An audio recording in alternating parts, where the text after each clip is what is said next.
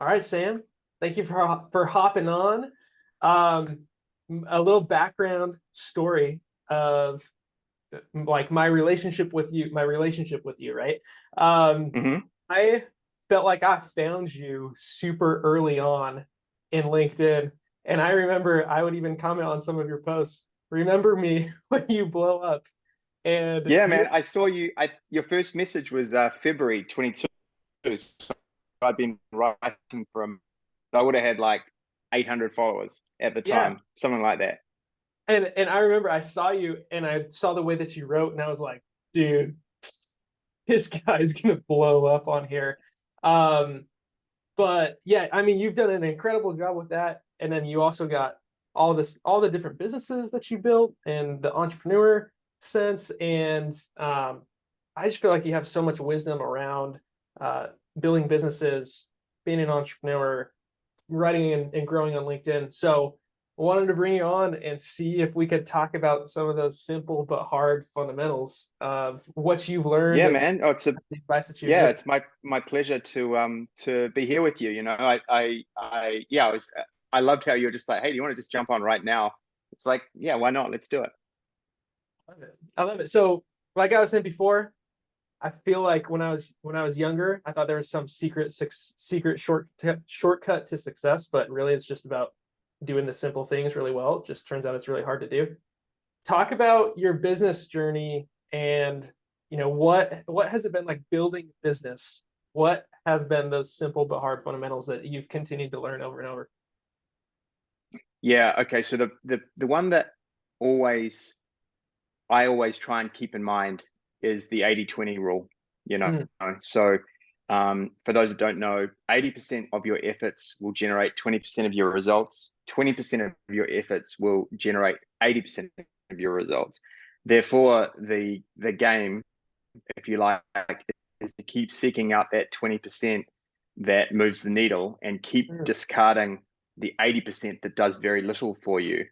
That's been really key for me. And so my longest running business, and really still my main income generating business, is a music agency called Find a Band. And so Find a Band I started in 2008, as a means of not needing a job. That was my only motivation. I was not seeking to make my mark on the world as an entrepreneur. I was not planning on talking about entrepreneurship later on. It was a means to an end. And the end was, this will allow me to work on songs all day, write songs with a view to building a music career. And so, when I started that, I really knew literally nothing about. Anybody listening to this would know more about website design and copywriting and SEO than I did then. Believe me, I knew zero out of zero, or zero out of 100 at everything. And so, I did it the long, slow, hard way. But some things over the years that followed started to jump out as 80-20. So, for example, when I dealt with local bars who wanted a band to play on a Friday night, that would be a really good example of what not to do. So they had very little money to pay for the bands, and their demands were relatively high. So they'd want long sets, they'd want you to sound check in the afternoon, and you got to pack out at 2 a.m. and these things. And what I found was and I actually thought that's what I would be doing. I'd be sourcing bands for local bars. But what became apparent quite quickly was, when a large organization wanted to book a live band for an end of year party or a sales event or something, they would have big budgets and their demands were simple. They needed a band for 2 hours and they had $5,000 to spend. And the same with weddings. They were a one-time client. They didn't really care that much about the price. They wanted the best thing. So pretty quickly, I started turning down all of the local bar work and only doing corporate events and weddings. And we've really done that ever since. And since then, I've been lucky enough to work with clients like Google, eventually, where if the best of the best in New Zealand are seeking live entertainment for their event, they come to my agency. Another thing that I would say is that with our talent, so I didn't do a very good job of explaining what it is. If you imagine Airbnb of live bands, that's what Find a Band is. So it's a marketplace of live entertainment. But one thing that we do differently to most marketplaces is I intentionally keep the portfolio of artists available to book small and high quality. So no matter who you book with me, it's going to be a good experience. And anytime I have a band or a musician or an artist of some sort who we get any kind of complaint about, I will let them know on the first offense or the first strike, so to speak. If it happens twice in relatively quick succession, I would just say to them, hey, sorry, but this is not a fit for us. I don't want artists out on our events that aren't living our values, basically, and delivering a 10 out of 10 experience for the client. And you would think that doing that would mean we would have a reduced number of artists, available, and therefore that would reduce our ability to generate revenue. But ironically, the opposite has been true. So when I have removed artists from the site that I haven't believed in, I haven't felt top notch. At one point, in fact, I went from about 250 artists down to about 100 in like 48 hours. I basically got rid of everybody that I didn't think was a 10 out of 10 artist. I basically ranked everybody from 1 to a 10. And if they weren't an 8 or better, if they were a 7 or lower, I would just say, sorry, we're not going to book you anymore. And that was quite a scary thing to do. But in all honesty, immediately revenue increased and has increased ever since. I think at the time we were doing about 300,000 a year. The next year we did like 500. Last year we did 1.3. So, it's getting, and I think this year we will do somewhere in the vicinity of 1.5 to 1.8 probably. So, that constant commitment to quality shows up in everything that I do in my business life.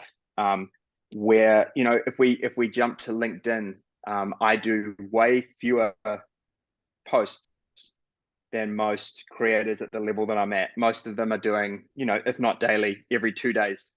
I do the opposite. I do one a week at least, sometimes two, but it's been one a week for quite a while now. But that one will be good enough that it will make my audience go, oh, Sam's put a new post out. Those are always good. It's always like a 40-page actionable guide, or how to network with people, or how to, I'm working on how to optimize your tagline and profile picture. Like what should you be thinking about? Which is in some ways such a small thing, like it's literally like a sentence underneath your profile picture. But you can do it right or you can do it wrong. And unfortunately, I see tons of people doing it wrong. And every time that I've explored these things that are seemingly small, the most recent one I did was how to do the featured guide. That was like 50 pages. Crazy, kind of deep dive on this thing that seems relatively inconsequential. But when you like really figure it out and engineer the perfect featured section, if you like, it's really worth that effort for that, that increase in quality. So yeah, that kind of approach has shown up for me again and again. So it happened with Find a Band. After Find a Band, I still have that site, but I did a wedding marketplace called Auckland Weddings. So that was specific to the city that I live in, Auckland, which is the big news. So it's sort of the commercial part of New Zealand. With that one, the model was it was a blog. So you can imagine there'd be blog posts like the best wedding photographers in Auckland, the best venues, the best makeup artists, what have you. And then the way we made money is vendors such as photographers and makeup artists and venues would pay to be on the site. But the key with it was we would only allow high quality vendors to advertise. And so, for example, if you had crappy photos, if your website was built 12 years ago, these sorts of things, we would just say thanks, but no, we won't list you. As a result of that approach, we became an authority in that city and took out all the #1 spots in Google for everything. So if you search Auckland wedding, any category now, that site is still #1. I did it again, use data. In fact, that's a perfect example of an 80-20. All of the money from Auckland Weddings was coming from venues. So my business partner at the time and I said, why don't we just build a venue specific site? Then we don't have to deal with all the other categories. We just deal with the people that have the big budgets. So we built a nationwide venue site for people seeking venues for events. So yeah, I could talk about it all day, honestly. And it's a good, it's, you know, I mean, simple but hard. Yeah, that's exactly what it is. It's like, this is a simple rule to live by. Like, if it isn't quality, don't do it. Don't do shit just to, you know, with LinkedIn, don't just do it. Just, there's such a strong myth that if you just pump out shit every day, or maybe not like terrible stuff, but mediocre stuff, that that's somehow going to snowball into you being a creator. The reason I've been successful is I'm willing to go further than most people to do something really, really good. The most recent post I did took me 8 hours, you know, for one social media post. And I'm a busy entrepreneur, but I made the time because when you create something at that level, it's not just like a, you know, here's a nice restaurant that I visited and here's a picture of my burger kind of a post. This is like, I created a guide that I can repurpose basically endlessly. I can I can reshare that every 2 months. It's still going to be true. I can obviously upgrade it if the algorithm changes or if the truth changes about that thing. But you know, when I'm creating a post, I'm creating permanent evergreen assets that will continue to build my audience and ultimately continue to drive revenue.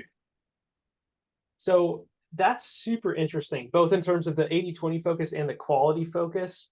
Would you say now, when you think about like the way that you acquire customers, it seems like SEO content has been the majority way, even as you're describing, you know, if you search Occam wedding, then you pop up.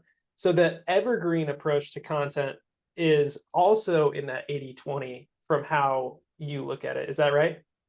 Correct. Yep. SEO, and yes, SEO and content. And then I have used Google Ads for pretty much forever, 15 years. Mm.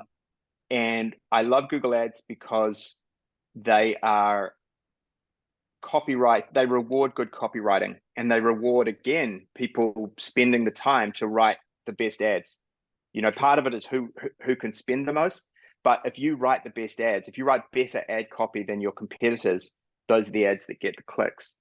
And the beauty of Google Ads is that, unlike, say, a Facebook ad where you get put in front of somebody who, you know, let's say, to take the example of my music agency, maybe you get put in front of everybody who's set their status to engage, but they may or may not want a band. With Google Ads, I'm showing up for people who've just said, I am looking for a band for my wedding in Auckland, you know? So it's like, well, here's the exact solution to that. You know, and I kind of wish it was purely SEO. There wasn't, you know, I started doing SEO when the ads used to be down the right-hand side of the page. So if you were number one for your organic search, you literally had the top spot. And that's changed now, where whoever pays the most money gets shown first. But you know, the combination of SEO and paid ads has just worked and worked and worked for me all of this time. So yeah, it's I've certainly kept it simple with that, but it's worked. Wow, that is so cool, man. Okay, last question. Now, I know that you also have your Harrow SEO that actually probably came out of the problem that you were looking to solve for yourself, which seems to be a common theme among entrepreneurs. You built that up. What's next for you? I know that you want to talk about like helping other entrepreneurs. What does that look like? Where do you see the future in? Yeah, so I am increasingly shifting my focus and my time to being a creator. Um, I am now, I just made this change with my team. I said, you know, don't contact me on Friday. Friday, I'm just going to be creating. I'm just going to be writing, because I have mostly done my writing on weekends up until now and like after work and stuff. Mhm. Um, or after work hours, I should say. It's not like I'm chained to a desk for 8 hours a day, but I have been working with, you know, supporting my team with the music agency. I sold my shareholding in the wedding site and the venue site recently, so I'm kind of divesting of everything that isn't very aligned with what in my values. Um, and so what I'm working on right now is personal brand mini courses for entrepreneurs who want to grow as I have grown on LinkedIn. So for example, there'll be one about how to find your niche, and it might be 45 to an hour, you know, 45 minutes to an hour long. And by the end of it, you will have this definitive outcome. So it'll say something like, by the end of this, you'll know the niche and the sub niche that you're going to write in. You'll have, 100 headlines within that niche that you can write in, and you're going to learn how to create content that once you've created it, and it'll probably take you a while to do it, but you can then choose, as I choose, whether or not to create new content or to just keep sharing that stuff that works and works and works. So I call it the Forever 50, where you have 50 posts that you can use for 10 years and they're going to be true, so that's my plan. I for a long time I thought about doing one, mega LinkedIn course, as many creators do, where it's like 3 hours and it starts from, what are you going to write about and what's your niche and what's this and what's this. And I always found it overwhelming. I found it overwhelming to take those courses from other people. So with Justin Welsh's course, which I started in late 2021, I only got 17% of the way through it, because it tells you how much you've done. And then I started making content, and away I went. And, I don't discount how good he is. He's excellent at what he does. But I think we're not looking anymore for long, deep courses. We're looking for quick wins. And that doesn't mean a lack of quality. It just means a shorter time commitment. So if you wanted to become really good at, say, making carousels, you could buy a course for, say, $30, that by the end of that course, you will now make carousels like I do. Well, that's a no-brainer. And maybe it's an hour of your time and how to do it. That's a much better offering for you and for me than me making that, hour 5 of my 8-hour LinkedIn course. So yeah, that's the next step for me is very much that. And from there, I hope to, once I have all of that in place, I hope to really go big on YouTube is kind of or at least I go big in terms of my efforts. I mean, I hope I get the big subscribers too, but it's going to take me really stepping up my time commitment to creating. That's awesome. That's awesome. Well, I think it's been 15 minutes. Thank you for hopping on. How can people find you? How can they support you? LinkedIn, courses, where else? Right now, right now it's probably really just all LinkedIn. If you go to sambrowne.co, so Browne, Browne, that will just take you straight to my LinkedIn, because I don't have a website set up yet. So it's just all about the LinkedIn. I love it. Well, you've done one heck of a job on LinkedIn. And again, thank you so much for hopping on, man. You got some great stuff with 80/20 and quality and the short courses, quick wins, all that stuff. You got a lot of wisdom, man. So really appreciate you hopping on, and I'm rooting for you. Thank you. From over here. Yeah, thanks, man. All right. Well, I know it's Friday, so get back to your work. Thanks for hopping on. I know you're trying to keep Fridays sacred, so I'll let you get back to it. Thank you again. All right, man. My pleasure. See ya. See you soon.